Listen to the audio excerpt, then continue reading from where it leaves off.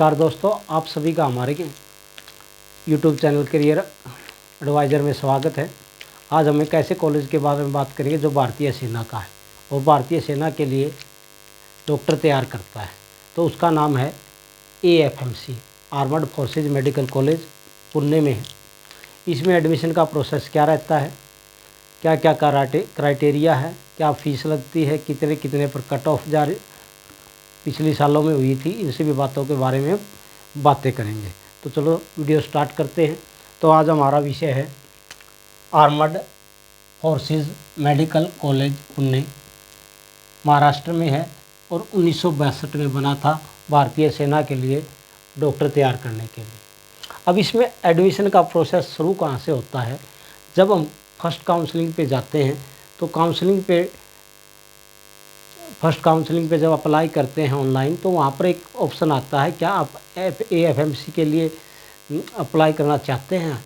तो हम अगर यस कर देते हैं तो वहाँ पर AFMC के लिए अप्लाई हो जाता है। अब तो आप मान लो हमने अप्लाई कर दिया, अप्लाई बहुत बच्चों ने किया होगा, तो वो शॉर्ट लिस्टेड किए जाते हैं। अब टोटल सीट जो AFMC में है वो है 145 सीटें हैं। 145 में से बॉयज़ के लिए 115 सीटें हैं और गर्ल के लिए 30 सीटें हैं।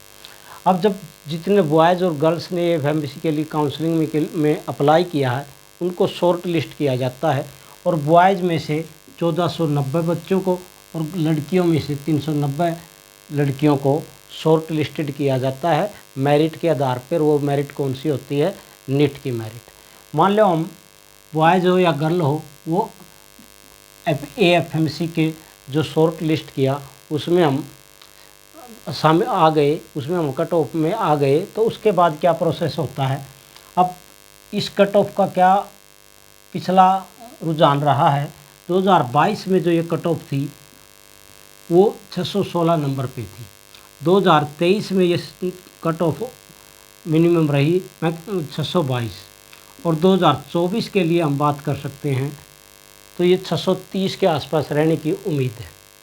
अब जब हम वहाँ AFMC में हम जो शॉर्ट लिस्ट किए बच्चे, उनमें हमारा नाम आ गया, तो उसके बाद क्या होता है, उसके बाद हमें पुनः बुलाया जाता है बच्चे को और वहाँ पर जो प्रोसेस चलता है वो क्या होता है।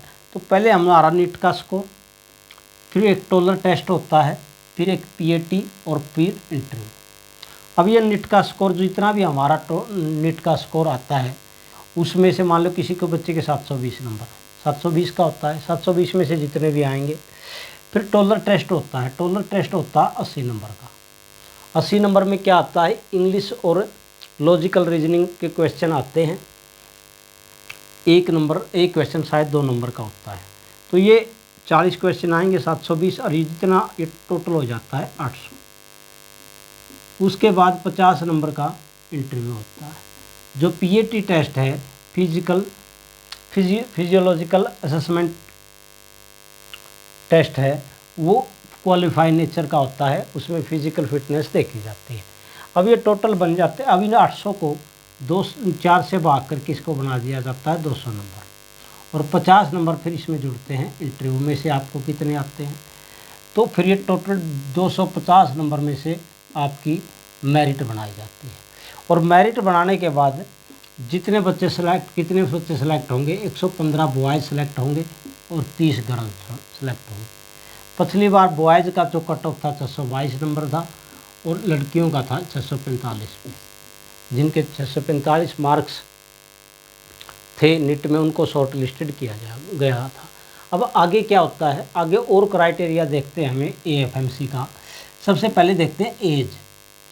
जिस बच्चे की एज 17 से 24 साल के बीच में है, वही बच्चे इसके लिए अप्लाई कर सकते हैं। पहला ही कंडीशन ये है, बच्चे का जन्म 1 जनवरी 2001 के से 31 जनवरी 2007 के बीच का होना चाहिए। अब ये तो एज की बात होगी।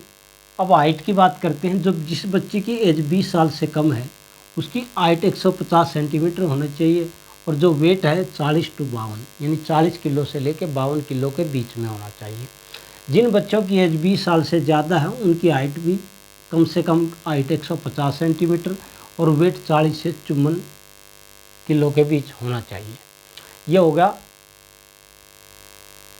जो फिजिकल फिटनेस का था। अब बात करती है फीस की। फीस AFMC में एक ही बार एडमिशन के टाइम फीस लगती है 50,000 रुपये। उसके बाद कोई फीस नहीं लगती, कोई हॉस्टल फीस नहीं होती, कोई ट्यूशन फीस नहीं होती, कोई मेस चार्जेज नहीं होता, सभी का सभी फ्री दिया जाता है। और बच्चा जो MBBS पूरा कर लेता 4.5 साल के बाद फिर 1 साल की इंटर्नशिप होती है और वो कैप्टन के पद पर अपने आप चला जाता है। कैप्टन में ये 2 प्रकार के, एक तो होता शॉर्ट टर्म सर्विस और एक होता फुल फ्लैग, जैसे कि मान लो वो आर्मी में डॉक्टर लग जाता है।